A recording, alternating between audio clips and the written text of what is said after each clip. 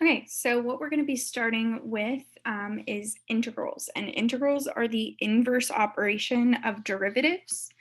So similar to multiplication and division. So we're going to start with just the very, very basics. A quick review: an area of a right triangle formula is A equals 1/2 base times height. And then the area of a rectangle is area equals length times width. Just a quick review as we work with these graphs, that will really help. So the new information is a format called integral notation. Now, an integral, the symbol looks like a large skinny S. At the top, if it has boundaries, the top will be the upper boundary, meaning the greater number typically, and the lower boundary. You always move lower to upper. We'll get into when they write it backwards later, but typically you're moving left to right. But you always go from the lower number that they give you to the upper number. And then they'll have a function. This is called the integrand. The function that you are going to integrate is called the integrand. Typically, we notate an integral with a capital F of x. So we have f of x, the original function, and then we had its derivatives, a second derivative, and then above it, we have capital F of x. That's the integral of the original function. So for this first one, you might be given a problem that says to find the integral from -9 to 9 of f of x. And all the integral is the area under the curve, or the area typically between the curve and the x-axis. So what I'm going to do is break this picture into triangles and rectangles. So here's a right triangle and another right triangle.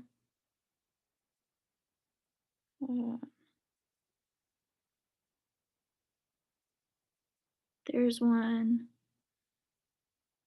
Here's a rectangle and a triangle on top of a rectangle. And now I will just fill them in. I can break it into pieces and then just add them all together. So this is 4 by 6. So this is 4 by 6 height.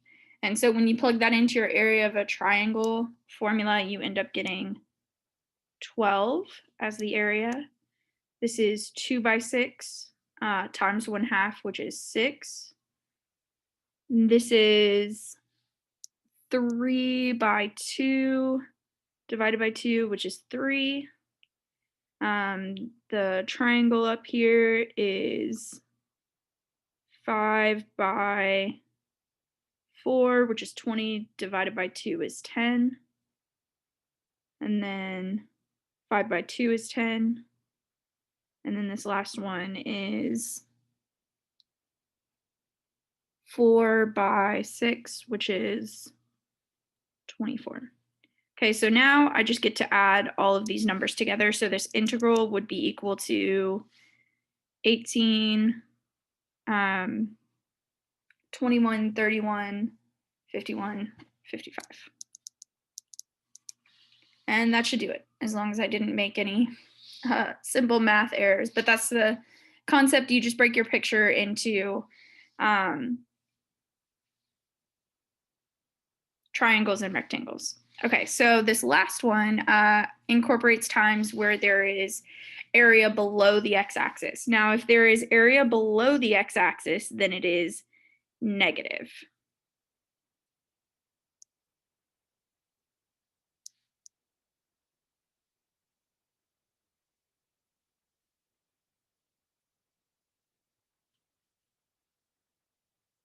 So we break this into triangles and rectangles in respect to the x-axis, and we fill in those increments.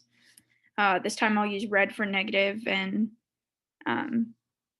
another color for positive. So we have 2 by 4 is 8, and then 2 by 4 is 8 divided by 2 is 4. 2, 8, 4. And then up here we have 3, 6, 18 divided by 2 is 9.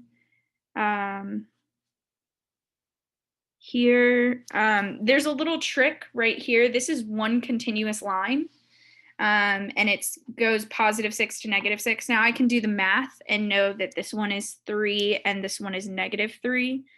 But also if I know they go the same distance on the same slope, I know that they're going to end up canceling out. So you could also just call that 0, depending on how you want to look at it. This one right here is 3 times 4, 12 divided by 2 is 6, and then 3 times 4 is 12. And then here is 1.5.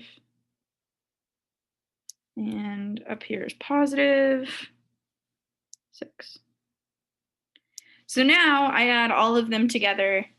So I have my positives, I have 9 plus 6, and then I'm going to have minus 1.5 minus 6 minus 12 minus 4 minus 4 minus 8.